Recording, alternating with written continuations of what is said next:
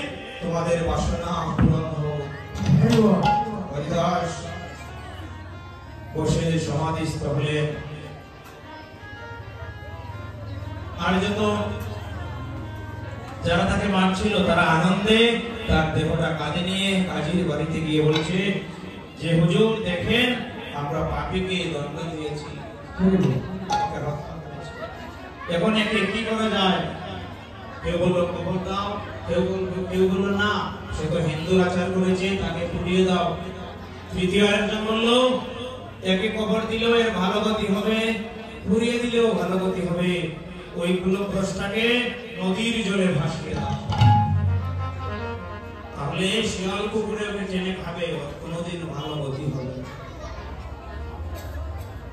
যেই কথা সেই কাজ হরিদাসকে ভাসিয়ে দেওয়া হলো। হরিদাস নয়, হারেশকে ভাসিয়ে দিলেন কোথায়? নদীর জলে ভাসিয়ে দেওয়া হলো।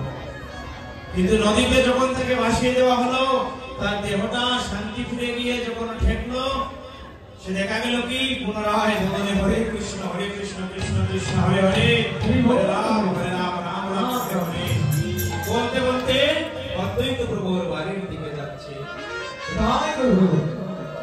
অদ্বৈত প্রভুকে দেখে প্রণাম করে বলছে, প্রভু তোমার উদ্দেশ্যে আমি এসেছি। অদ্বৈত বললেন, তোমার পরিচয়? পরিচয় আমার নাম হরেশ, জগৎকুলে আমার জন্ম।